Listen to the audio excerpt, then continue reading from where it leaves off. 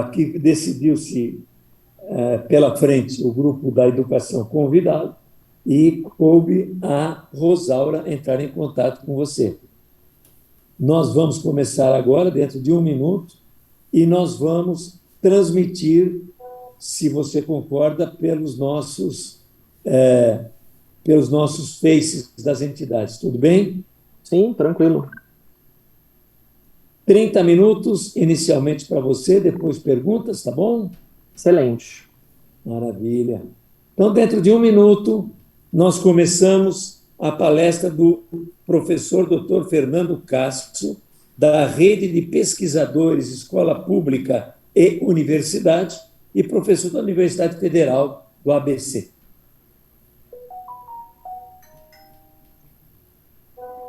Professor, o senhor está com a palavra. Espera aí, Góes. Vai pôr na rede, um instantinho. Tá bom. Pedi para guardar um minuto.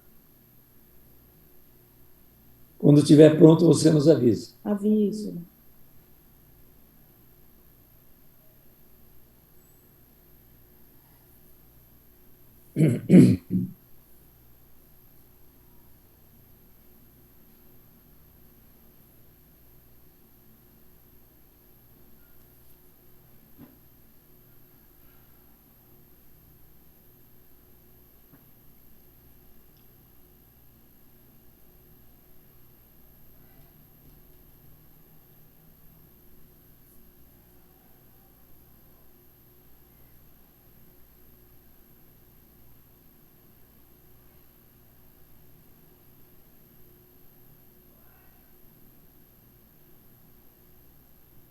Já está. Tá pronto? Espera aí, Góes. Pronto, estamos ao vivo agora. Tá. Bom dia para todo mundo que nos assiste. Eu sou o Fernando Cássio, sou professor de Políticas Educacionais da Universidade Federal do ABC. Também faço parte de uma rede de pesquisa chamada REPU, Rede Escola Pública e Universidade. Faço parte também do Comitê Diretivo da Campanha Nacional pelo Direito à Educação. E atualmente também sou, aqui falando, né, com a Frente Frente Paulista em Defesa dos Serviços Públicos, sou o atual presidente da Associação de Docentes da Universidade Federal do ABC, a ADUF-ABC. E sou pesquisador, né, e tenho aí estudado, de fato, os efeitos da reforma do ensino médio a partir de dados da sua implementação nas redes de ensino no país. Né? Nós começamos pelo estado de São Paulo, então eu vou focalizar um pouco mais a minha fala aqui nos dados do nosso estado. Mas eu tenho agora, nesse momento, aí analisado dados de outras redes de ensino em que a gente observa alguns efeitos que são semelhantes aos de São Paulo, por um lado, porque a reforma tem algumas linhas, algumas diretrizes gerais, e alguns efeitos diferentes que têm a ver com peculiaridades regionais. Então eu começo dizendo o seguinte: acho que é importante a gente, para efeitos aqui da nossa conversa, entender por que razão essa discussão sobre esse novo ensino médio, sobre a reforma do ensino médio, ganhou tanta força em 2023, considerando que essa reforma ela foi aprovada por uma medida provisória em 2016 e virou lei em 2017. Então, efetivamente, o que nós estamos discutindo é a Lei 13.415 de 2017, que é uma lei complementar que faz 54 modificações na LDB, a Lei de Diretrizes e Bases da Educação Nacional. E essas modificações, elas são de vários tipos e de várias ordens. Então, elas modificam aspectos administrativos das redes de ensino, elas mudam aspectos relacionados à oferta do currículo, elas mudam aspectos relacionados à profissionalidade docente, o tipo de professores, o tipo de leitura que vai se fazer para conceber o currículo do ensino médio, tem um monte de coisas ali, tá? Regulamentações relacionadas à oferta de ensino à distância na educação básica, é um conjunto imenso de coisas que confluem para isto que ganhou esse nome fantasia de novo ensino médio. Nem, né? Então é esse conjunto de coisas do que a gente está falando hoje, né? Então por que esse debate ganhou essa força hoje? É preciso lembrar, algumas pessoas, assim, com uma memória convenientemente curta, elas esquecem que em 2016, quando foi promulgada, quando foi editada lá a medida provisória 746 do Michel Temer, houve a ocupação de 1.000 escolas no país por estudantes contra justamente a reforma do ensino médio. E o campo educacional, quem de fato pesquisa educação, escreve sobre educação seriamente no país, está escrevendo e analisando esse problema há 7 anos. Né?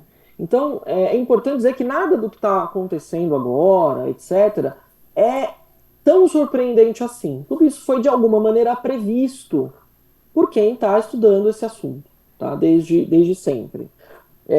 Confesso, particularmente como pesquisador, que o que a reforma vem produzindo é pior do que eu imaginava. Eu imaginava que ela fosse talvez um pouco menos danosa do que ela está sendo. Então, acho que é isso. Assim, o debate aumentou porque a gente tem hoje 3 condições que favorecem esse debate. A primeira condição é que nós temos pesquisa e dados que mostram os efeitos dessa reforma nas escolas e nas redes de ensino, e é um efeito profundamente gerador de desigualdades escolares. Não estamos falando apenas de desigualdades entre escola pública e privada, porque essa é uma desigualdade que já é dada, já é um ponto de partida, né, na própria estrutura de desigualdade de oportunidades educacionais no país. Nós estamos falando de que a reforma produz novos mecanismos de estratificação escolar e educacional dentro das redes públicas, que atendem 88% dos estudantes. Então é um outro patamar, um outro padrão, né, e um outro alcance, né, de indução de desigualdades no país. Então essa é a primeira condição, temos pesquisa. A segunda condição a reforma foi, de fato, implementada nas redes estaduais de ensino do país. Então, algumas redes ainda estão no processo de implementação, mas finalizam o ciclo de implementação em 2024. O Estado de São Paulo implementou a reforma do ensino médio. Ponto. Ela está plenamente implementada na rede estadual para milhões de estudantes de ensino médio. Tá? Os estudantes do 3º ano do ensino médio, este ano, estão dentro do currículo do novo ensino médio e, portanto, sentindo os seus efeitos. Então, é exatamente porque os estudantes e as famílias dos estudantes e o professorado paulista e as gestões escolares e a rede de ensino está sentindo os efeitos deletérios desta reforma, é que a gente tem um volume imenso de pessoas protestando e rechaçando essa reforma, porque sabem o que ela significa na prática. Para além da propaganda, que passou anos desinformando a população, dizendo que a gente teria uma reforma educacional revolucionária que realizaria a possibilidade de sonhar na escola pública. Né? Então, o que está acontecendo agora é isso. Estudantes pobres não têm acesso à escolha na escola, não têm infraestrutura na escola, estudante do período noturno tem ensino à distância. Então, as condições reais têm significado uma degradação, né, uma piora nas condições de escolarização dos estudantes, mesmo em relação ao modelo anterior de ensino médio, o que é muito curioso, porque essa reforma que chama novo ensino médio, usa esse adjetivo, inclusive, para carregar as tintas naquele discurso moral de modernização do ensino, nem capaz está sendo de mitigar problemas anteriores, pelo contrário, ela está aprofundando problemas que anteriormente eram menores, né? Então, a segunda condição é essa: a realidade se impõe sobre a propaganda. E a terceira condição é uma condição política, o fato de que nós estamos num momento, elegemos um governo de perfil progressista, que cria uma estrutura de oportunidade política que é evidente e que é percebida pelos movimentos sociais, de que agora é a hora de exigir, de reivindicar alguma coisa. Especialmente porque a gente tem um governo que se elegeu com um discurso precisamente de voltar atrás em retrocessos. E esta reforma é um retrocesso objetivo nas condições de escolarização no país. Muito bem, então diante dessas condições, né, eu acho que são essas condições que produzem o debate hoje. Né? São essas condições, por exemplo, que produziram uma resistência popular suficientemente forte para levar o Ministério da Educação a fazer o que está fazendo agora, uma consulta pública, nacional, uma série de coisas. O Ministério da Educação, é bom que se diga, não tinha a menor intenção de rever a reforma do ensino médio ou discutir a reforma do ensino médio. O ministro da Educação, ele é ideologicamente alinhado às fundações e institutos empresariais que, em 2016, formularam a reforma do ensino médio e, junto com o governo do Michel Temer, e tem implementado a reforma do ensino médio nas redes de ensino. Tá? Então é importante a gente perceber esse movimento. Então eu vou começar mostrando já uma coisa para vocês, uma imagem só, né, para que vocês tenham uma ideia da situação, né, da situação em que nós estamos.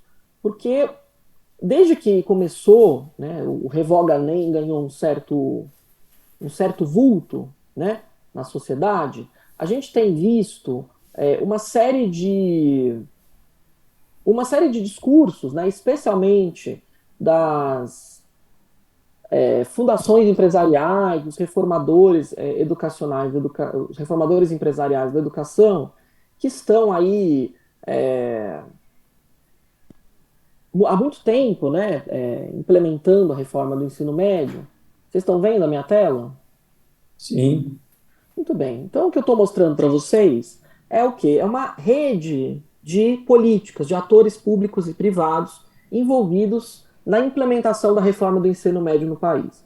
Eu quero colocar para vocês uma questão bem concreta. Isso aqui é um dado empírico obtido numa pesquisa que nós nem publicamos ainda, vamos publicar em breve, e que é baseada na análise de planos de implementação da reforma do ensino médio nos 27 estados do país. Tá? Então a gente foi analisar esses planos de implementação e fomos identificar quem é que está assessorando as secretarias de educação no processo. Então, desde que começou a ganhar corpo os protestos e o rechaço público ao novo ensino médio, a gente tem visto uma série de atores privados, Instituto Reúna, Todos pela Educação, enfim, uma série de atores, né, ligados aí às maiores fortunas do país, dizendo que, de fato, a reforma do ensino médio tem problemas de implementação. Né? O problema dessa tese é que quem implementa a reforma do ensino médio, junto com as 27 secretarias de educação, que são esses pontos cor-de-rosa aqui nesse grafo, são esses pontos azuis, que são esses atores privados, né? Que estão congraçados com o CONSED, o Conselho Nacional dos Secretários de Educação, que é uma espécie de um clube que reúne os 27 secretários de educação dos estados e que é assessorado por essas organizações privadas há muito tempo, né? Então é muito curioso, porque esses atores vêm agora a público dizer que o problema da reforma do ensino médio é que ela não foi implementada direito, né? É que o governo do Jair Bolsonaro não fez o que deveria fazer para produzir a articulação federativa necessária para que a gente tenha uma reforma do ensino médio que garanta aquilo que ela promete. O problema é isso, é que a gente sabe muito bem que se o governo do Jair Bolsonaro tivesse feito alguma coisa pela reforma do ensino médio, provavelmente a situação seria ainda pior, né? Então, na verdade, o que aconteceu nesse período foi uma articulação federativa que foi deslocada do Ministério da Educação para o CONSED, junto com as fundações empresariais. De maneira que a gente tem, por exemplo, esse Instituto Reúna, que é financiado pela Fundação Lehman, por exemplo, trabalhando em 21 secretarias de educação, assessorando produção de material didático, de currículo, de formação de professores, produzindo material para itinerários formativos de estudantes, por exemplo, inclusive introduzindo empresas como a iFood. No estado de São Paulo, o iFood, né? Vocês sabem muito bem o que é o iFood, não é uma empresa de educação, certo? Não é uma fundação educacional, uma empresa que lucra com a superexploração do trabalho uberizado de jovens com escolarização precária. Precisamente o público-alvo do novo ensino médio. O iFood está apoiando a produção de material didático na rede estadual de São Paulo. Vocês imaginem, quer dizer, isso é uma alegoria do que nós estamos vendo, né? Então é isso, a gente tem, na verdade, uma rede de atores privados que é quem está implementando a reforma do ensino médio. Portanto, todos os problemas que a reforma apresenta, possui, são devidos a isto aqui, a estes formuladores que agora tentam se esconder e tentam mudar a orientação do debate. Então agora o que se está defendendo, inclusive junto com o Ministério da Educação, que apoia isso aqui, e que não tem uma coragem política para enfrentar o debate com as secretarias estaduais de educação, que é disso que se trata, é por isso que o Executivo Federal não enfrenta esse debate, né? Tem a ver com uma questão aí de manter relações entre governadores e a presidência da República. E temos uma questão aí de não enfrentar politicamente o problema. Embora no Legislativo, muita gente, inclusive da base do governo, esteja pronta e disposta a colocar projeto de lei revogatório da reforma do ensino médio, né? Então, o que acontece é isso. A gente tem agora uma tentativa de mudar o perfil do debate para dizer que, bom, revogar a reforma do ensino médio é uma coisa muito grave, muito forte, mas a gente pode, por exemplo, reformar a reforma, né? Então, mudar algumas coisas na reforma, ajustar algumas coisas na reforma para a reforma realizar os seus desígnios. Então, é disso que eu vou falar agora, né? Então, é assim, vou projetar uma outra coisa aqui na minha tela agora. Então, a reforma do ensino médio, ela, em linhas muito gerais, tá? Considerando o nosso tempo aqui restrito, ela faz 3 promessas para a juventude brasileira. Ela promete à juventude brasileira liberdade de escolha, ela promete à juventude brasileira ensino profissional universal, né? Refazendo aí uma promessa lá da Lei 5692 de 1971, que propunha isso, né? Naquela reforma do segundo grau. E ela propõe uma ampliação de carga horária, especialmente voltada a aumentar a carga horária de estudantes trabalhadores do ensino noturno, que historicamente tem uma carga horária letiva menor na escola, tá? Então é isso que a reforma propõe e é isso que a República tem feito nesses anos, né? Que é testar essas promessas, agora com os dados públicos disponíveis na sociedade, né?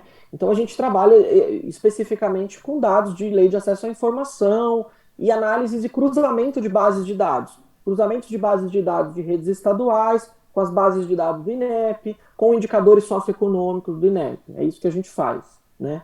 Porque é isso, se a ideia é entender como é que essa reforma lida com o fato de que nós temos redes de ensino com níveis gritantes de desigualdade internos, a gente precisa testar isso, tá? Então eu não vou mostrar todos os dados dessa pesquisa, tanto que eu estou mostrando só um resumo. A gente analisou as escolhas dos estudantes, a relação entre escolha e oferta, enfim, a nota técnica que a Repu publicou em julho do ano passado tem um monte desses dados, e nós estamos agora trabalhando num outro conjunto de dados, né?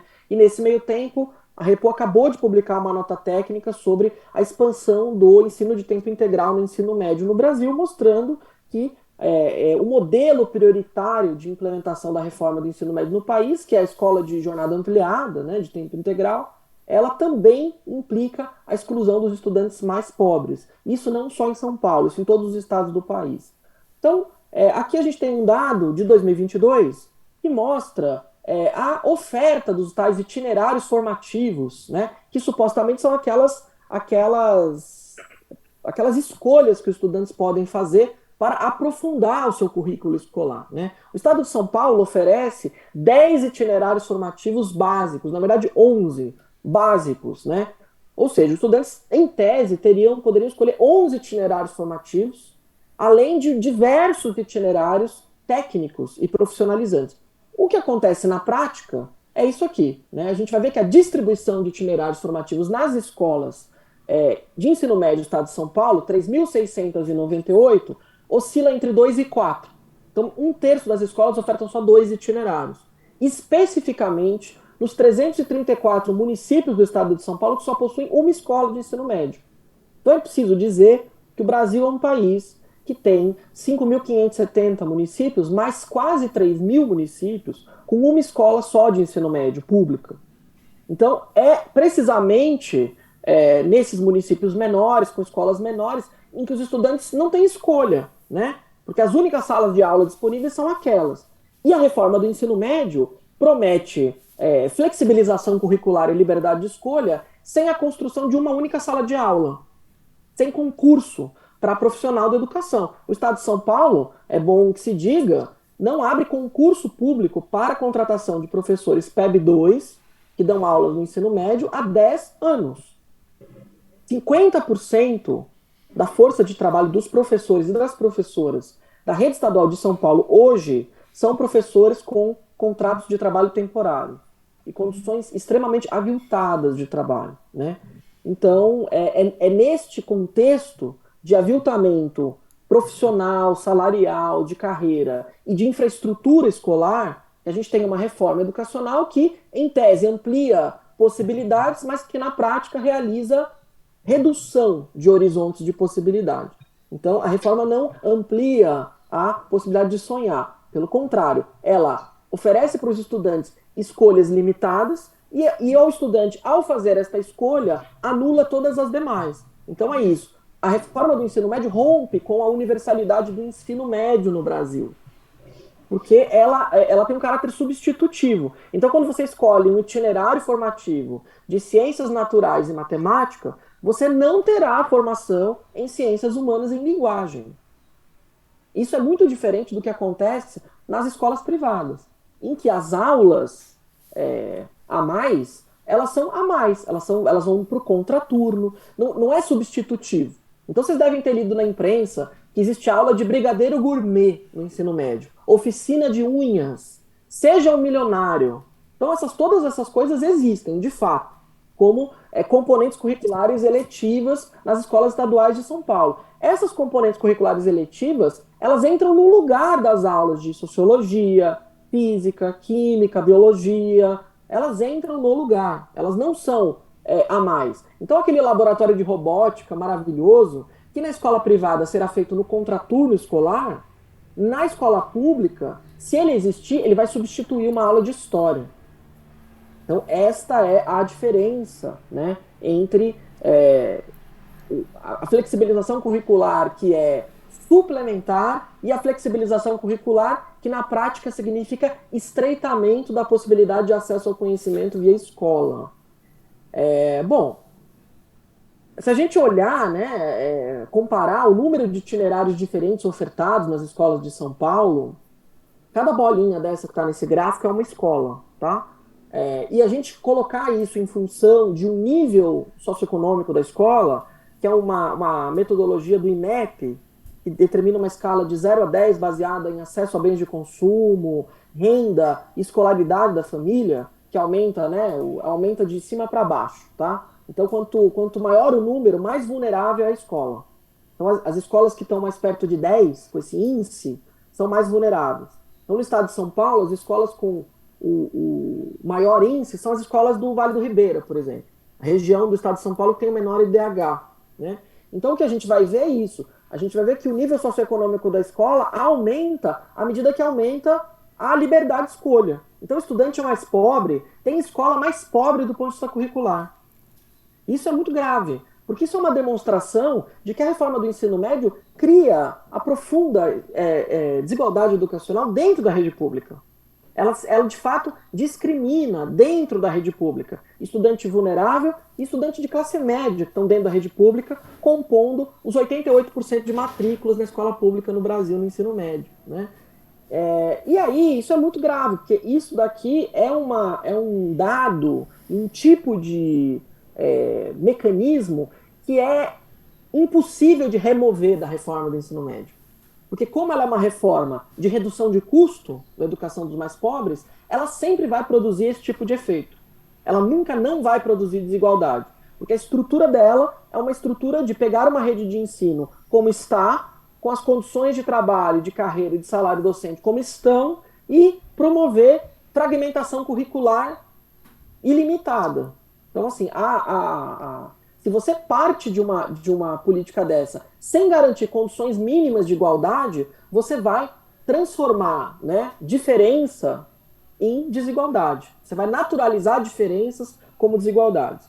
Então, isso aí é o caminho típico da reforma educacional conservadora, né? Então, é isso que nós estamos hoje vivendo no Brasil, tá? O governo de São Paulo afirmou, na época que nós publicamos isso aqui, que era apenas o primeiro ano da reforma, que as coisas vão melhorar e tal. Eu vou mostrar para vocês os dados atualizados de 2023, que nós ainda não publicamos, tá? Mas eu já vou adiantar a vocês, para que vocês tenham uma ideia de como o quadro está agora, neste momento em que a gente conversa nas escolas estaduais do estado de São Paulo. Um outro efeito importante relacionado à reforma do ensino médio é a falta de professores, né?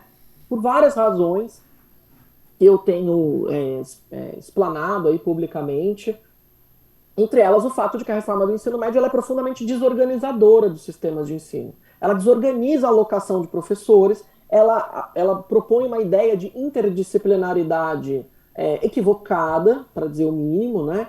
Para não dizer desonesta, para não dizer perversa, né? De que ser interdisciplinar é suprimir as disciplinas escolares, né? Que é uma coisa que não vai acontecer na rede privada. E aí, ao fazer isso, ela desorganiza totalmente a forma de organizar os professores nas aulas, né? Então, o que a gente tem visto, então esses dados são dados do ano passado, mais ou menos a meados do ano passado, a gente via que no ano passado, na metade do ano letivo, 22% dos estudantes do ensino médio, 22% das aulas não tinham professores, tá? Não tinham professores. Então, os estudantes estavam sem aula. Eles passavam, em média, um dia por semana sem aula por falta de professores. No período noturno e no vespertino, isso aumentava para 1/3 das aulas não dadas por falta de professores. Isso significa, na prática, que você tem um ano a menos no ensino médio, por falta de professores, né? Então, isso coloca o problema da reforma do ensino médio em um outro patamar, né? Não é um patamar só da gente discutir se o itinerário tira o pé do chão, é alguma coisa que faz ou não sentido, né? Se ter aula de brigadeiro gourmet faz ou não sentido. O problema mais grave é que nós estamos aquém do debate sobre o itinerário, o nome da disciplina, porque não tem aula, né? Então a rede estadual de São Paulo, o estado mais rico do país, não oferta 1.000 horas letivas anuais no ensino médio e, portanto, descumpre a Lei 3.415 de 2017. Então esse é o nível do debate, o nível é de oferta educacional irregular, né? Que é um assunto que o Ministério Público, assim, trata desde sempre. Tem que garantir oferta escolar. É uma obrigação do Estado garantir a gratuidade no ensino e o acesso à escola pública para as pessoas na idade certa, durante 12 anos ao longo da vida. Isso não tem acontecido no ensino médio por conta da reforma do ensino médio. Então, a reforma do ensino médio, ela desuniversaliza o acesso à educação no Brasil. Ela é, portanto, um retrocesso secular, né? Embora ela insista nesse adjetivo novo ensino médio, com esse discurso modernizador para escamotear os seus intentos reais, objetivamente, ela representa um retrocesso, inclusive no acesso à escola, tá? Bom, e eu também, né, complemento dizendo que essa desuniversalização do acesso à escola é prejudicada ainda mais pelo fato de que os estudantes do período noturno estão tendo expansão, entre aspas, de carga horária à distância. Então a reforma do ensino médio liberaliza o emprego do ensino à distância na educação básica. Então, supostamente a reforma viria equalizar as condições de escolarização de estudantes trabalhadores do período noturno com estudantes do período diurno. Mas ela não envolve nenhuma política de permanência estudantil para garantir que esse estudante que estuda à noite, que chega na escola às 7 e sai às 11, e que no dia seguinte acorda às 5, possa frequentar a escola diurno. Como é que faz isso? Bom, as universidades públicas fazem isso há décadas. Temos décadas de estudo de implementação. Isso chama política de permanência, é bolsa, é transferência de renda. Como isso também não está na agenda da reforma do ensino médio, que é uma reforma redutora de custos, então está se oferecendo ensino à distância nos mesmos moldes da pandemia. Ou seja, está se fingindo que está se ampliando carga horária no ensino médio, quando, na verdade, o governo de São Paulo, a rede estadual de São Paulo, nem mesmo cumpre a carga horária letiva mínima no ensino médio. Muito bem. E aí, como eu já mostrei a vocês,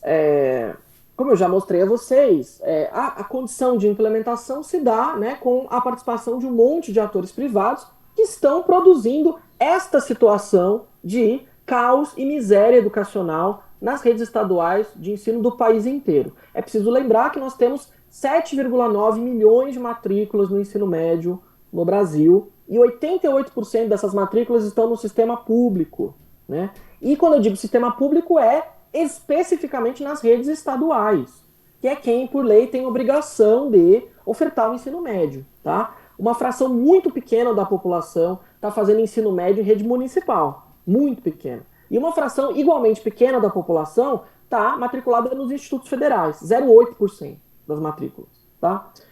Agora eu vou mostrar, por fim, já encaminhando para o final da minha fala, uma outra tela em que eu quero atualizar os dados da reforma do ensino médio para que vocês vejam a situação, né, entre 2022 e 2023. Então aí estão os dados, né? Então, 2022 de um lado, 2023 do outro.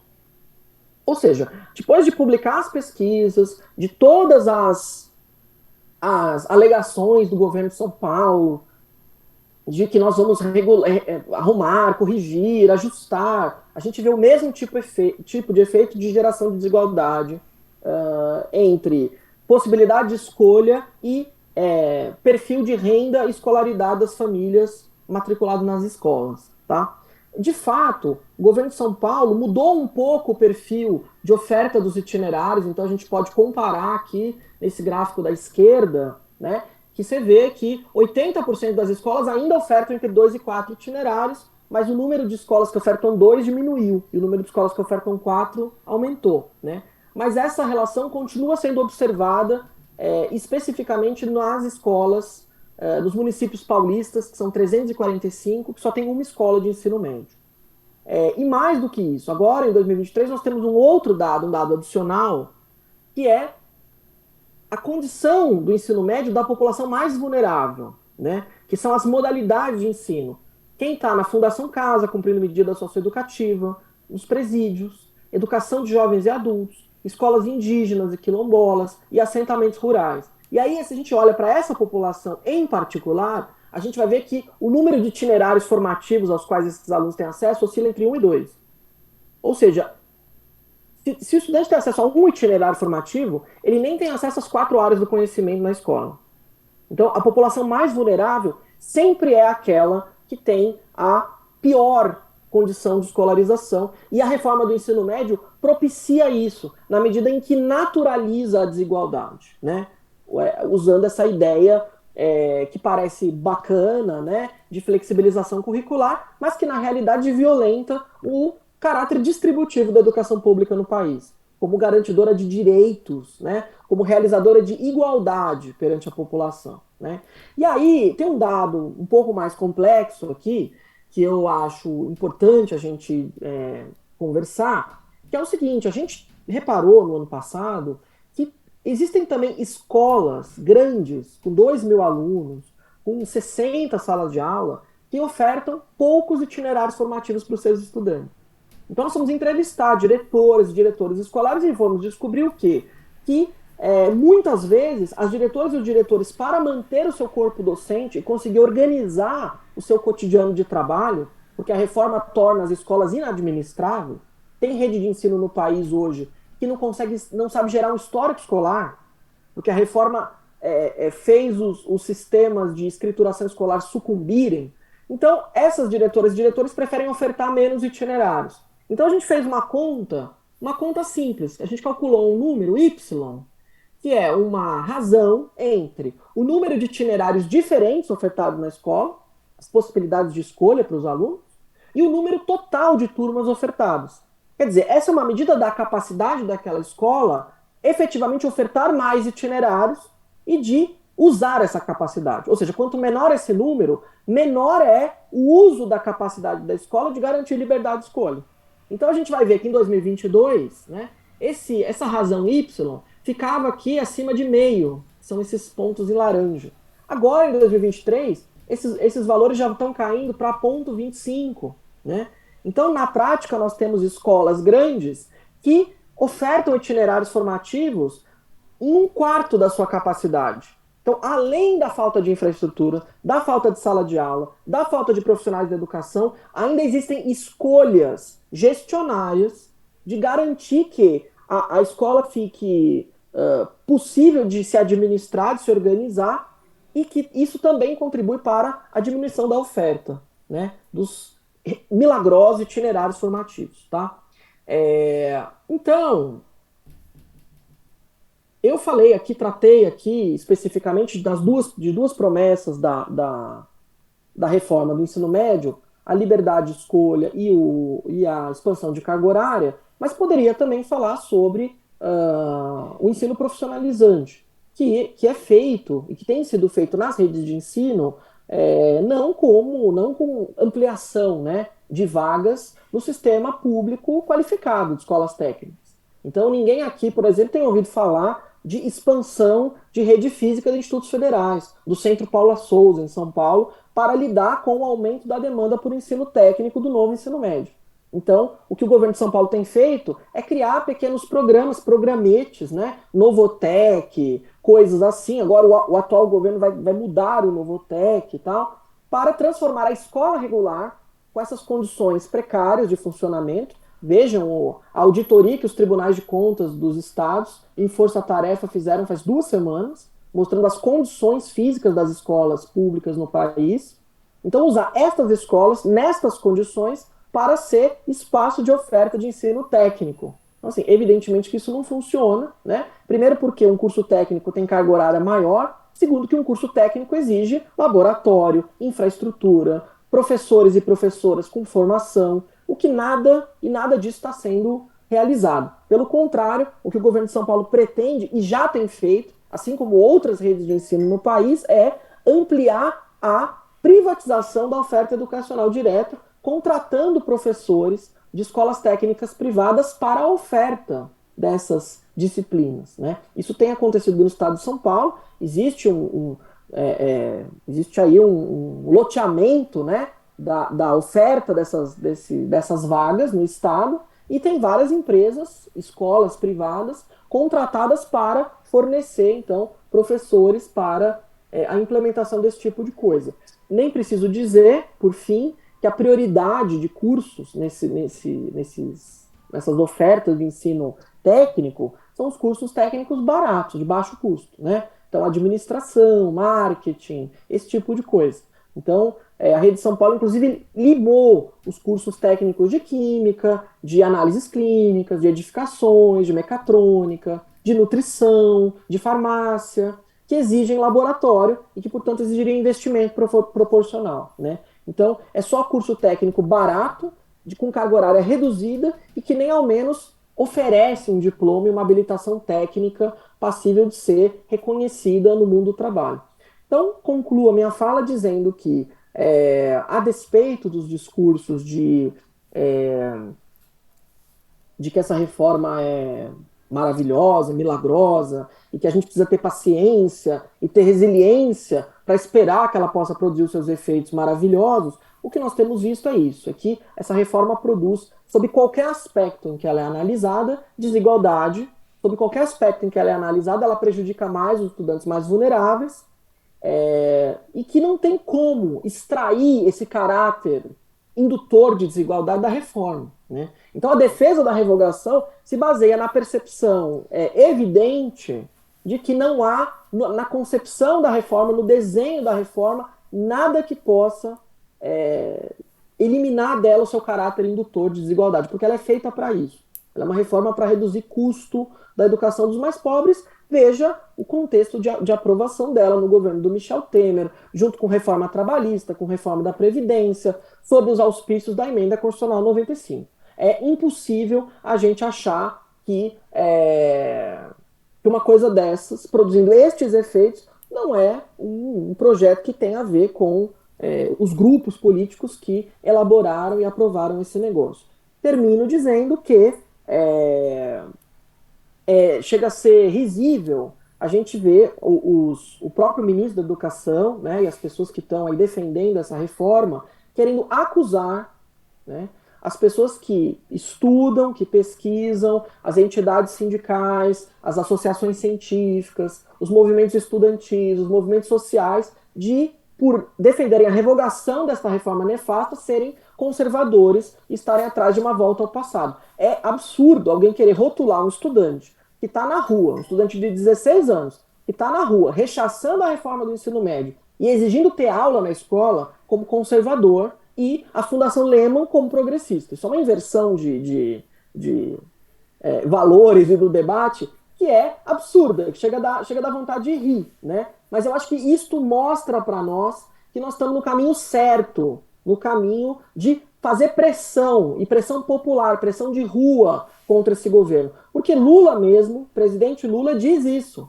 Pressionem o governo não precisa de tapinha nas costas, o governo precisa de pressão. Pois bem, eu acho que nós estamos agora num momento muito importante de fazer essa pressão para a gente revogar essa reforma que produz uma tragédia sem precedentes na educação brasileira. Obrigado.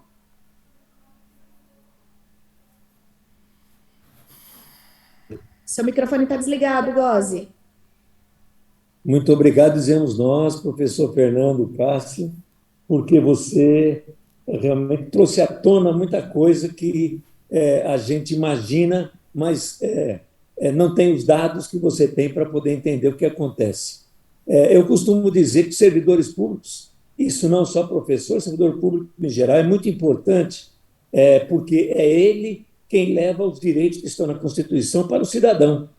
Então, ele não pode ficar parado, ele tem a obrigação de influenciar a mudança no Estado. E eu acho que isto, com certeza, essa sua última colocação é uma colocação para a Frente Paulista em defesa do serviço público. Nós não podemos ficar parados, nós temos que influenciar de alguma coisa. Infelizmente, no voto, a gente acaba tendo governadores ou prefeitos que não estão muito interessados em melhorar nada, muito menos a educação, que seria o principal momento de melhora do país. Agradeço muito e agora passo já ao pessoal que vai estar pronto para te fazer perguntas. Alexandre Pariol.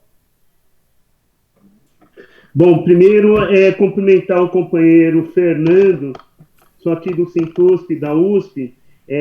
O que você trouxe para nós, eu acho que hoje é um momento muito importante para todos nós, porque trata-se não apenas das pessoas, mas sim da possibilidade, da potência de, a partir daqui, fazermos um movimento muito grande. Eu acho que, Gozzi e demais companheiros, a partir de agora, não há como incluir na nossa pauta de reivindicações e de luta, a luta contra a reforma do ensino médio, abolir essa daí. Eu acho que a gente tem que pautar com certeza a partir de agora. Eu acho que é um momento até histórico que um jovem como o Fernando traz para nós essa obrigação. Obrigado. Fernando, eu vou passar para 3 pessoas, depois passo para você, tudo bem? Guilherme. Bom, bom dia, Fernando. Sua fala foi muito importante e, acima de tudo, assim, causou uma tristeza muito grande, né? Eu sou professor aposentado, sou professor de Química aposentado.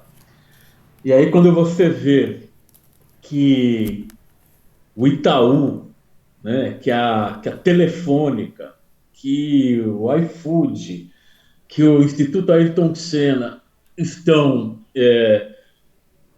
terceirizando, né? É uma terceirização ideológica que a gente tem dentro da educação, extremamente danosa, né?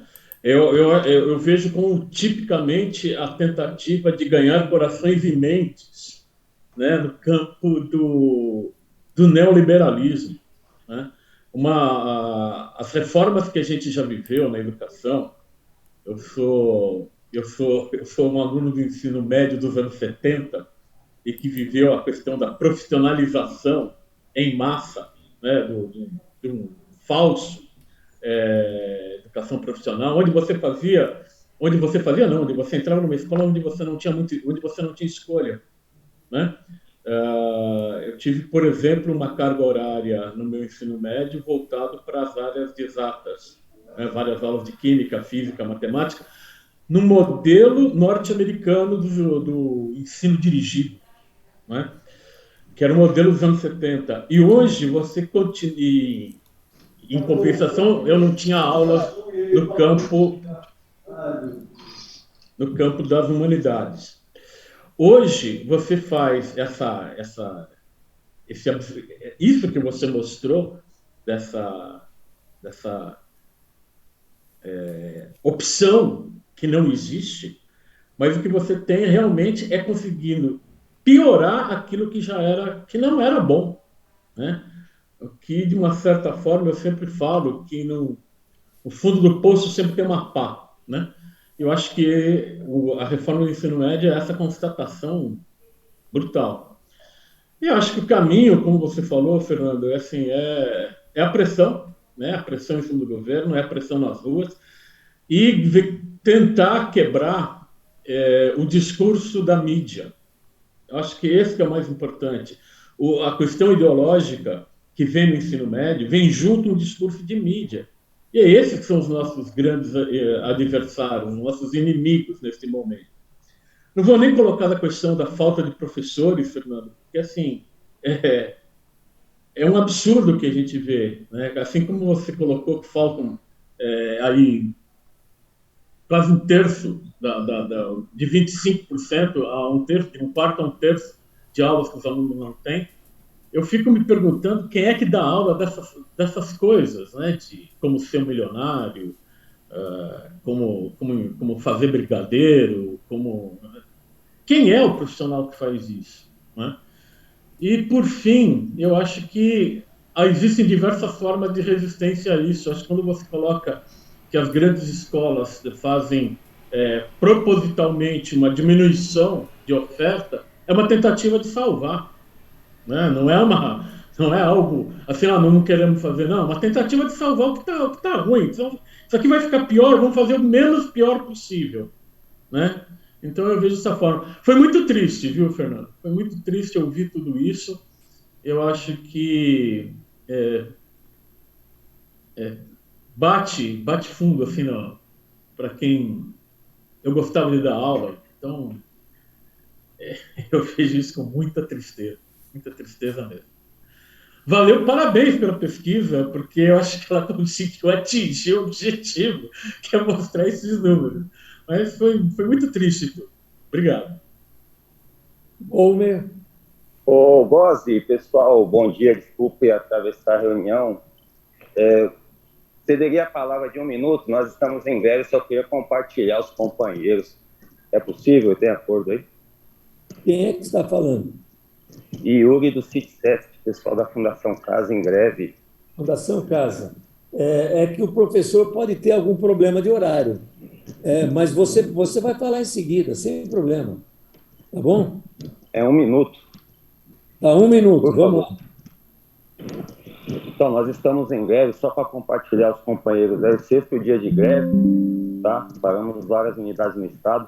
O governo Tarcísio de Freitas não ofereceu nenhuma proposta convincente dessa categoria, apenas 6% aí de inflação. A gente tem várias pautas aí de negociação, como que a segurança nos locais de trabalho, muitos servidores estão sendo assassinados, mortos, né? Então temos concurso aí há vários anos, adoecimento é grande, assédio moral institucional, então já venho participando da frente aí, estive no movimento aí de construção das pautas unificadas para levar para o governador, a presidente Cláudia foi junto aí para protocolar. Então, só compartilhando, sexto dia de greve, eu gostaria do apoio de todos vocês, todas as entidades, divulguem aí seus canais. Eu sou professor, educador, mas dentro da Fundação Casa temos diversos setores aí, psicossocial, saúde, pessoal da área técnica, administrativa, e os agentes de apoio em sua maioria. Então, eu conto com o apoio de vocês aí, divulgando nossas ações aí. Já repercutiu na mídia e estamos no 6º dia de greve e conto com o apoio de vocês. Obrigado, Gozzi. Valeu. A frente está em apoio de vocês, com certeza. o judiciário também caminha para o mesmo sentido. Eu até convidei a Márcia, acho que ela não pôde comparecer, na nossa Assembleia de sábado. Mas vamos continuar aqui. Sim, nosso apoio é irrestrito para você. Volmer. Professor Fernando Castro, sua capacidade de síntese e colocar em 30 minutos a sua pesquisa tão muito bem elaborada e que efetivamente dá todos os dados para que a gente possa continuar a luta, que é comum a todos. E eu vejo duas questões que o que eu ia perguntar para você, você já falou, a questão das ETECs, né? ATEC. Eu também acho que deveria ser ampliado, deveria ser muito ampliado no Estado de São Paulo. O Alckmin fez alguma coisa, mas foi pouco em relação a isso. E nós temos experiências profissionalizantes no Estado de São Paulo. Aqui em Jundiaí tem uma escola de agricultura do Estado, 300 alqueires de terra. Lá em Pirassununga, tem 900 alqueires de terra, onde está, por exemplo, hoje instalada a USP. Quer dizer, nós já tivemos tantos bons exemplos e fazíamos bem. No dia 15, eu fui convidado pela UMES, União Municipal dos Estudantes, convidaram ao DEMO, que é o Sindicato dos Diretores, eu fui representando, e eles leram um documento que bate muito bem com tudo aquilo que você expôs. Tanto que, quando eu fui comentar, eu não entrei nessa linha direta. Eu fui um pouco mais além. O Guilherme acabou de falar de 1970, né? Eu sou da década de 60, eu tenho 75 anos. Eu peguei um colegial que tinha clássico, científico e normal. E toda a cidade ainda tinha uma escola de contabilidade, às vezes particular, geralmente particular, né? Mas, naquele momento, quem fazia normal ia para a escola pública, principalmente, para ser professor de primeira a quarta série de primário, e eram eficazes. E eles alfabetizavam o aluno que entrava aos 7 anos, em agosto estava lendo e escrevendo, com gente formada pelo antigo normal. Quem fazia científico e que foi para as áreas exatas, acabou se dando bem. Ou ele foi ser um professor, ou ele foi ser um engenheiro da área que ele quis, e ainda na escola pública. E quem ia para a área de humanas, vindo do clássico, também se deu bem nessas áreas. Enfim, nós tivemos um bom exemplo. Não é saudosismo, é que funcionava. A coisa funcionava, e bem. Bom, como você amarrou, aliás, aquela teia de aranha que você colocou aí, excelente. Excelente, ela mostra bem a sua conclusão, inclusive, da fala. E é isso mesmo que está acontecendo. E é incrível. Eu participei como ouvinte, de uma discussão da Cláudia Costin, na Jovem Pan, lá no Direto ao Ponto. É incrível. É incrível. Todos são a favor e falaram aquilo que você falou. Não, a proposta é muito boa, porém, a gente precisa fazer alguns ajustes. A Cláudia Costin chegou a falar, os grandes países, como a Finlândia, tem 7, 8 matérias de ensino médio. Mas o basicão é aquilo, e depois tem as ofertas. Quer dizer, não há vontade política mesmo, e ao contrário, há vontade política de produzir jovens sem trabalho. E olha, se todos nós observarmos onde vamos, no mercado, começou a correr esses lugares onde estão muitos jovens trabalhando, mas todo jovem. Você pergunta para ele fala da dificuldade de estudar, da dificuldade de conseguir, e no estado de São Paulo, ao invés de melhorar o ensino noturno, está querendo asfixiar o ensino noturno. Desculpe, professor, mas o meu ensejo seria mais nessa linha. por que não se aplica o Instituto Federal? Porque ETEC, as ETEC são excelentes. Pode melhorar? Claro. Quem sai de uma ETEC, faz uma FATEC, eu tenho um ex-aluno que está lá na Inglaterra, trabalhando.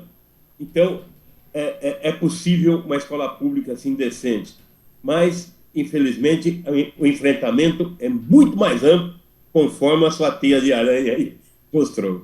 Obrigado, professor, parabéns pela pesquisa.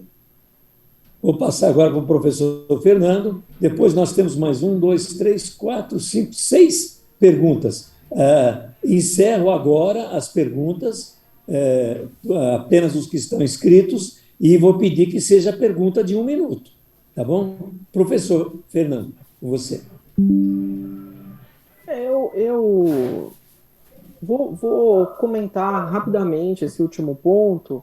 É evidente que nós temos modelos públicos de ensino médio de alta qualidade. O modelo dos institutos federais é um deles, né? A questão é o custo. Então, a gente tem uma reforma do ensino médio que, na verdade, reduz o custo do ensino médio brasileiro. Então, é claro que não faz sentido, né, dentro desse modelo, dessa ideia, pensar na ampliação dos institutos federais, que tem uma outra infraestrutura, um outro nível de formação de professores, etc. Né? Um dos colegas também que antecedeu estava falando sobre o neoliberalismo. Gente, a reforma do ensino médio é uma reforma neoliberal por excelência, né? E neoliberalismo, quero dizer a vocês, o seguinte, neoliberalismo não é Estado mínimo, tá? Neoliberalismo não é privatização. Neoliberalismo é ressignificação do papel do Estado como um corretor de relações econômicas em todas as esferas da vida. Isso é neoliberalismo.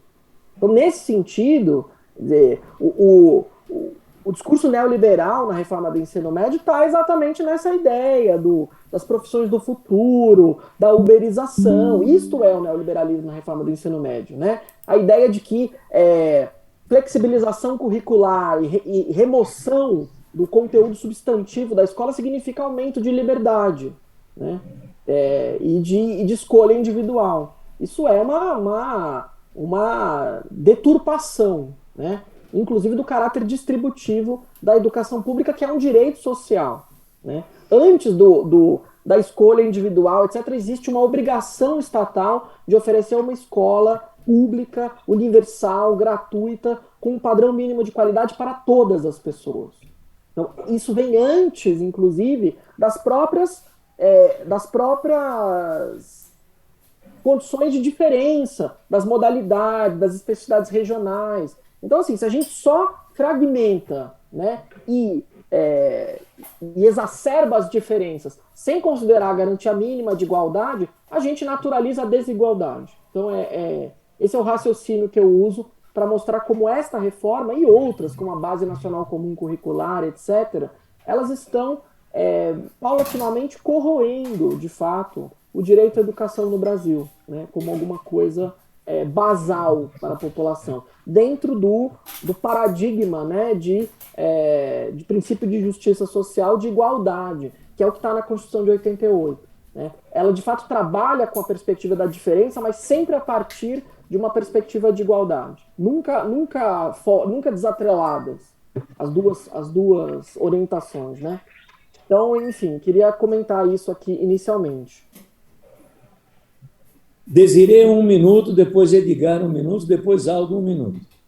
Fernando, bom dia, eu sou Desirê, eu pertenço ao Sindicato dos Servidores da Assembleia Legislativa e do Tribunal de Contas e também da Federação de Sindicatos de Servidores Públicos do Estado de São Paulo, FESPES. É um prazer ter ouvido você e as explicações que você nos trouxe. O que me chama a atenção, Fernando, é que dentro do aspecto técnico e dentro do aspecto político das pessoas que pensam e estudam a nossa educação pública principalmente, eu vejo que as pessoas são muito bem informadas e todas elas, até dentro do aspecto político, onde tem mais embate, enfim, há um preparo e há um conhecimento do campo que se está tratando. Né? Então, eu tenho partindo desse pressuposto, A minha ideia é de que qualquer reforma do ensino fundamental ou médio, ou do ensino médio, que você estava tratando aqui com a gente, deveria partir esse grupo voltado ao ensino público fazendo as propostas, e quem quisesse as apoiasse. Então, a minha pergunta para você é o seguinte: existem propostas elaboradas por essa gama de pensadores para ser apresentado em substituição a essa proposta que foi feita por tantas empresas e pessoas que objetivamente não são ligadas à educação pública? E em que ponto nós estamos, na verdade, dentro do Congresso, em relação a esse embate? Edgar, 1 minuto.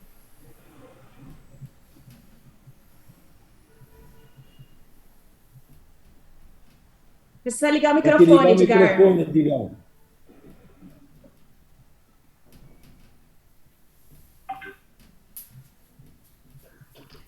Pronto? Pronto. Tá ligado? Tá. Ligado.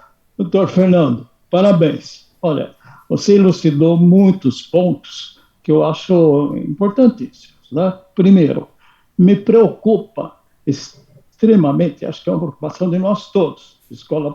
Eu não me identifiquei, sou Edgar, do Centro do Professorado Paulista, o diretor da comunicação.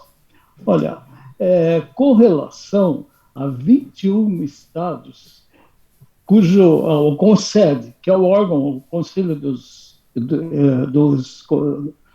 dos Secretários Estaduais de Educação, preocupa muito, porque isso é um número significativo e que a gente vê assim tendo suporte das empresas, das grandes empresas para essa reforma, né?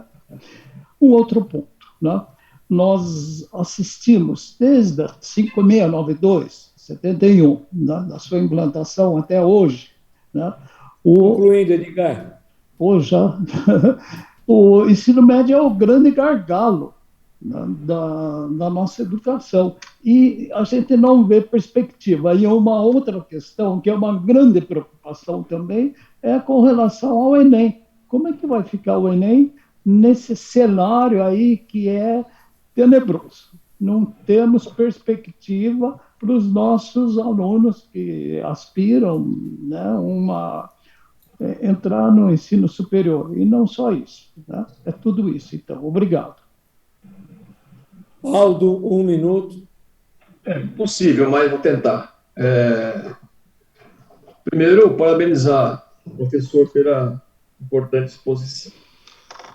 Segundo, numa live, o César Calegari, que é assessor especial do CPP, ele afirmou de que era necessário ter um trabalho do ponto de vista parlamentar para ter uma lei que substituísse essa atual lei e que, portanto, criaria um vácuo na medida em que você apenas revogasse a atual lei 13.415 de 2017. Então, eu queria saber sua opinião sobre isso.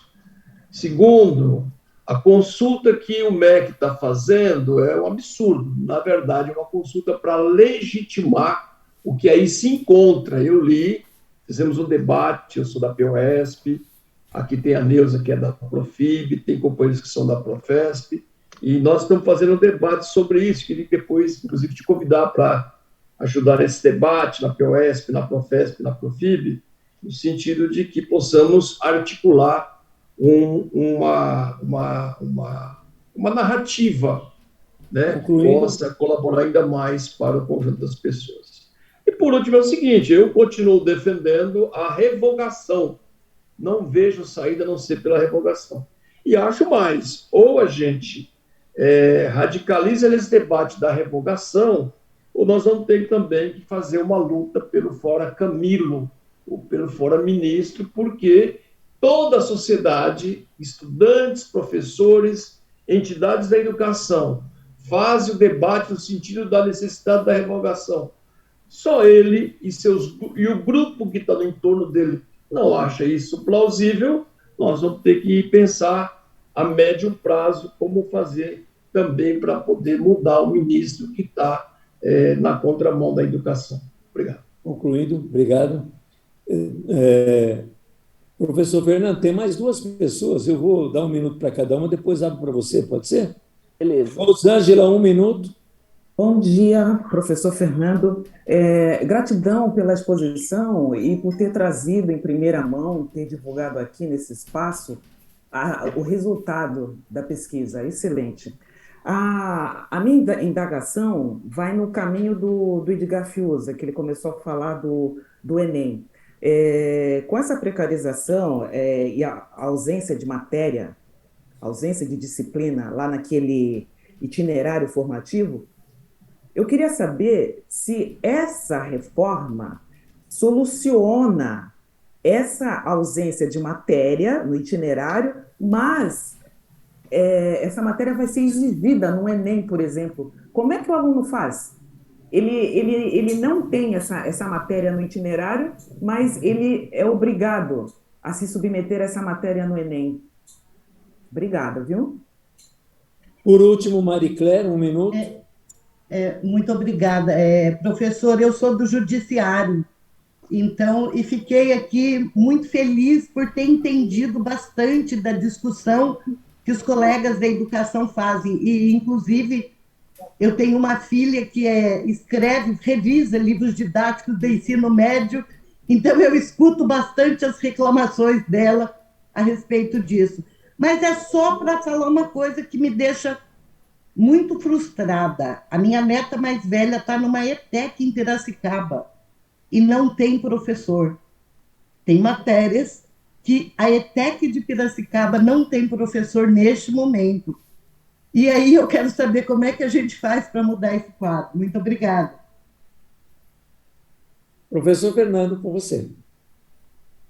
Olha, bom, eu vou responder assim, primeiro agradecer, viu, especialmente esse último comentário aí, Marie Claire, obrigado, viu, o esforço é esse, né, a gente discutir educação, discutir política educacional, discutir dados educacionais para uma audiência mais ampla, né, para uma audiência mais ampla, e as pessoas entenderem, né? Eu acho que isso é o que eu espero como pesquisador que está na universidade, mas que também tenta aí fazer um debate público, ampliar um pouco, né, o horizonte da nossa discussão. Então, assim, primeiro eu quero comentar aqui sobre a questão das propostas, né, que a Desirê colocou, né? Então, Desirê, é assim,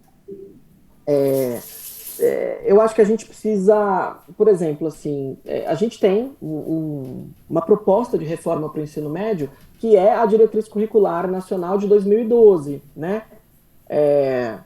Que não foi implementada, simplesmente, né? Então, assim, propostas existem, já existem propostas, e tem outros grupos pensando propostas.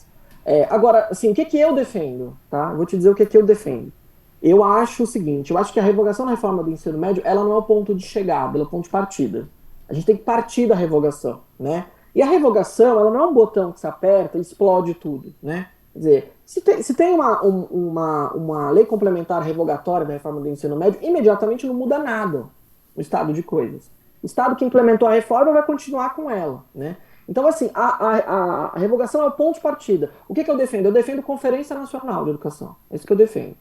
Eu defendo aquilo que o PT defende, historicamente, como forma, como processo político de construção de política pública com o mínimo de consenso social. Essa é a minha defesa. Então, assim, eu não vou chegar aqui, tirar do meu bolso uma proposta e falar, olha, é óbvio que eu tenho ideias.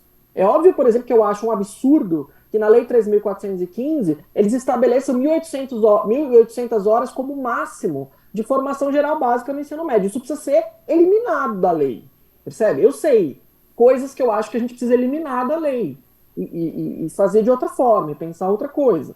Agora, eu não vou tirar do meu bolso uma proposta aqui agora, porque eu fazer isso é a mesma coisa que fazer o que fizeram as fundações empresariais em 2016 junto com o Temer. Então é isso. A gente tem que construir outro processo de produção da política pública, né? Então é isso. Os atores estão aqui. parte dos atores que precisam estar sentados na mesa para pensar a construção da política pública estão aqui. Olha a quantidade de sindicatos, de campos diferentes, que não são, alguns não são exatamente do campo educacional, mas são também, né? Então é isso. A gente precisa construir um processo de colocar de pé uma proposta de um ensino médio de massa. E aí é aquela questão. Outras pessoas comentaram do Instituto Federal, das ETECs. É isso. As ETECs e os Institutos Federais são modelos de qualidade melhor de ensino médio, mas não são modelos de massa. Então nós precisamos, de fato, de um modelo de ensino médio de massa. O debate é um debate de política pública, de como é que a gente realiza o direito à educação para 8 milhões de estudantes de ensino médio no país. Esta é a questão, né? E é claro, então assim, é impossível fazer um debate desse sem olhar a escola como espaço de produção de política pública, né? Aliás, é a falta disso que leva hoje a todos esses protestos, a todo esse rechaço da sociedade em relação à reforma do ensino médio. Gente, não tem um grupo organizado de professores, um grupo de pesquisa, uma associação científica de educação que não repudie a reforma do ensino médio. Não tem, assim, me apresentem um grupo de estudantes que apoia a reforma. Não existe, gente. Não existe. Tá? Não tem como. Outras coisas que foram ditas, né, sobre o Enem. Bom, olha, eu vou dizer para vocês como é que está a situação hoje dos estudantes do terceiro ano do ensino médio na rede estadual de São Paulo. Desespero. Essa é a situação, uma situação de desespero. Porque o terceiro ano do ensino médio, na estrutura curricular do ensino médio paulista, não tem aula de disciplina nenhuma. Só tem aula nada a ver de itinerário formativo bizarro. Então é isso. Estudante que passa um ano inteiro letivo na escola fazendo maquete de casa sustentável, em vez de ter aula de biologia, física e química. Então a situação é uma situação de calamidade, de desespero. As diretores escolares recebendo família, mãe, pai na diretoria, perguntando o que está acontecendo com a escola.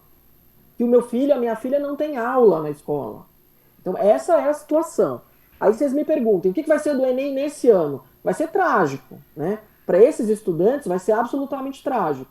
Porque nós estamos falando de uma reforma curricular que veda sistematicamente o acesso ao conhecimento via escola. E ela está produzindo esse efeito agora, enquanto conversamos. Enquanto conversamos, tem 1 milhão de estudantes do ensino médio nas escolas estaduais de São Paulo, sem saber o que farão no final do ano no Enem, tá? Aí eu respondo a vocês, o que seria o Enem no longo prazo? Aí eu tenho algumas ideias a respeito, tá? Eu tenho algumas ideias porque eu sou de uma universidade federal, eu sei como funcionam as universidades, né? Eu estou vendo que a Silvia Gatti está presente aqui, da Unicamp, que também sabe como funcionam as universidades estaduais, né? Sabe também que a Unicamp, recentemente, divulgou que vai manter Sociologia e Filosofia no seu vestibular. Quer dizer, isso foi um anúncio recente da Unicamp. Isso é uma resposta, certo? Que as universidades já dão para o enxugamento do currículo no ensino médio. Então não esperem que as universidades estaduais e federais vão ficar placidamente assistindo ao enxugamento e ao estreitamento curricular no ensino médio. Eu vou dizer o que eu acho que vai acontecer. Eu acho que se a reforma do ensino médio for mantida dessa forma, eliminando a formação generalista e uma formação minimamente sólida no ensino médio, a gente vai desmontar o sistema de seleção unificada do SISU, que é baseado no Enem. Esse sistema não vai sobreviver. Porque as universidades, a tendência das universidades, especialmente as federais que eu conheço, que são a base do SISU, do Sistema de Seleção Unificada, elas são, gente, as universidades são espaços elitistas, entendeu? A gente precisa saber disso. Por mais diversidade que se tente colocar, de mudança no discurso, as universidades ainda são ambientes elitistas e são ambientes em que as pessoas e quem formula e quem regulamenta os processos seletivos internos está preocupado, assim, em testar o conhecimento de quem vai entrar, gente. Isso é uma... Porque assim, nós não vivemos num país com universalização de acesso no ensino superior, tá? Nós não vivemos na Argentina, onde todo mundo pode entrar na universidade pública, basta querer. Então, nesse contexto nosso, o processo seletivo existe. Se existe o processo seletivo, vai existir critérios para a exigência desses processos seletivos. E as universidades não vão pensar duas vezes em recriar vestibulares próprios. As universidades que aboliram seus vestibulares próprios, especialmente as federais. Quando eu prestei vestibular, eu não prestei vestibular em nenhuma universidade federal. Sabe por quê? Porque eu tinha que viajar para prestar vestibular. E eu não tinha dinheiro para fazer isso. Certo? Eu sou a primeira pessoa da minha família que estudou em universidade pública. Então, veja bem, não é possível isso acontecer. Então, vai transformar o Enem numa prova de português e matemática, as universidades públicas tendem, e digo isso, aposto nisso, tendem a recriar os vestibulares tradicionais e romper com o avanço que nós tivemos com o sistema de seleção unificada que produz mobilidade estudantil regional no país. Com limitações, sim, mas que produz esse efeito. É um avanço social, né? Então, assim, a gente ainda vai produzir retrocesso na democratização do acesso ao ensino superior, especialmente público. Esse é mais um efeito, assim, que podem aguardar, porque esse efeito vai ocorrer caso a gente... É isso, quando a Unicamp vem e fala, vamos manter sociologia e filosofia, tem um recado aí. Esse recado, ele vai ser seguido por todas as instituições de ensino superior públicas do país, né? E o resultado disso vai ser o colapso do sistema de seleção unificado. Então, é por isso que eu digo que não é possível um governo como o governo Lula apoiar, né, uma política de democratização de acesso ao ensino superior, né, e de valorização da universidade pública, como Silvia e eu discutimos lá no Observatório do Conhecimento, e, ao mesmo tempo, apoiar uma política que ergue barreiras de acesso ao ensino superior público para estudantes de escola pública, como a reforma do ensino médio. Não dá para apoiar os dois projetos. Esses projetos, eles são uma contradição interna que é inconciliável, tá? Então, eu já aproveito para agradecer ao convite da frente, especialmente, né, no nome da Rosaura, da APASE, a quem eu cumprimento, inclusive cumprimento a APASE, que é um sindicato por qual eu tenho o maior respeito, é um sindicato que discute educação, que qualifica o debate educacional no estado de São Paulo. A categoria de supervisores de ensino é uma categoria muito engajada no debate e que, de fato, qualifica esse debate. Então, eu quero agradecer muito a Rosaura, a APASE, e, em nome dela, a todos vocês aqui da Frente Paulista em Defesa dos Serviços Públicos. Obrigado. Professor, um minutinho seu de paciência, que agora a Silvia levantou a mão. Você... Claro. Com a Silvia, ela vai dizer alguma coisa. Com você, Silvia. Oi, Fernando, tudo bem? Bem, bom dia, gente. Apenas uma observação, Fernando. As universidades estão reagindo, né, ao que está posto por essa renovação aí, eu não sei se eu chamo de, sei lá o que é essa renovação do ensino médio. Elas estão reagindo. Isso é um ponto muito positivo, as 3 paulistas e as universidades federais, né? Eu me preocupo um pouco, Fernando, que às vezes eu não vejo novas propostas, ou como faremos, e o tempo para isso, porque nós temos uma geração inteira já comprometida com tudo isso. Faremos com esses jovens que estão sendo submetidos hoje a essa situação de descalabro que você mostrou para a gente. Outro ponto é esse novo vestibular paulista, né? Essa ideia de um vestibular para as 3 universidades paulistas, usando vagas que nós teríamos disponibilizado para o Enem. Eu sou pela universalização do ingresso. Eu acho que um processo bem feito, nós poderíamos aderir a ele, né, de maneira mais plena, de maneira mais contundente. E aqui na Unicamp, nós estamos praticamente há 2 semanas, e ainda temos essa e mais a próxima semana, com discussões sobre esse processo, principalmente vinculadas à Faculdade de Educação. Enfim, acho que é importante uma chamada para todos, né, do entendimento disso, até porque as famílias, né, que têm os seus jovens nas escolas, né, precisam ter uma outra ação também, uma ação de preocupação com a formação dos seus filhos, né? Mas, enfim, um grande abraço. Eu acho que você nos trouxe informações muito, muito, muito poderosas, muito boas, né? Deixar isso gravado aí, Goze, para a gente poder acessar mais uma vez e rever essa apresentação. Obrigada, Fernando. Um grande beijo.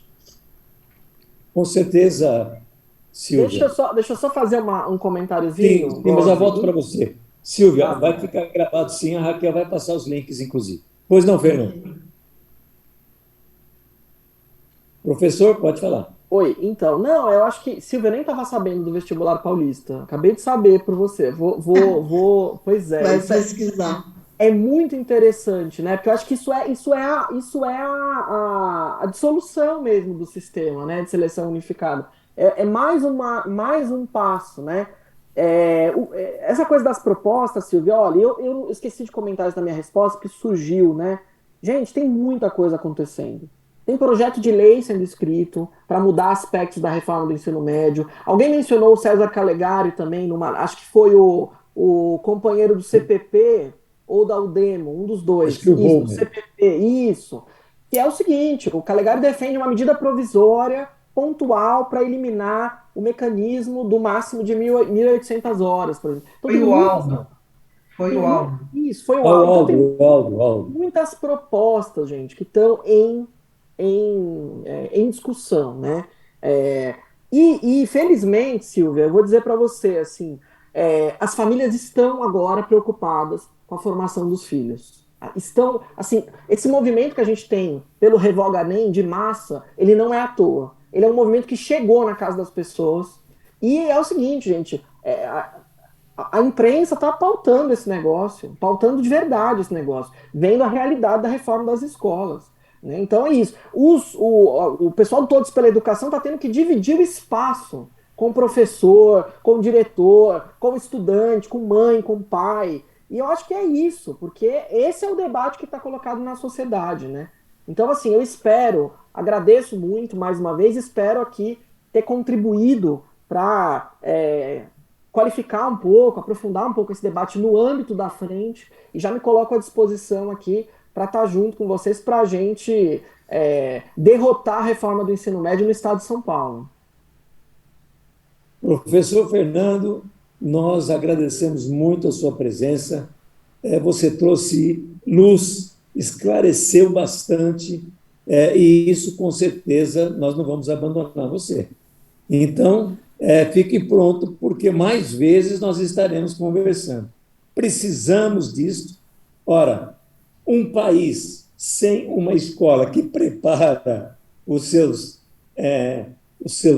garotos na escola e não se eleva, não vira um país com a força que o Brasil precisa. Vamos trabalhar isso sim. Toda a frente vai trabalhar. Agradeço imensamente a sua presença.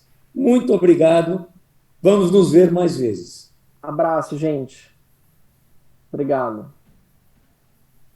Nós temos agora só uma coisinha para resolver, que é aquelas propostas que eu fiz. Vou recolocar e a gente diz sim, não, ou muda alguma coisa. Primeiro, nós apresentamos uns documentos para o governo, houve uma resposta do governo dizendo que está examinando aquilo que nós colocamos, e o que nós queremos, na verdade, é que examine junto com a gente. Então, eu proponho que na segunda-feira a gente vai fazer um ofício dizendo que estaremos lá na segunda-feira, vamos entregar esse ofício dizendo que o que nós queremos é discutir junto com o governador e com os seus secretários. É isso que nós queremos, mesa de negociação. Esse primeiro ponto. Alguém discorda, quer colocar alguma coisa? Quem concorda? Seria segunda-feira.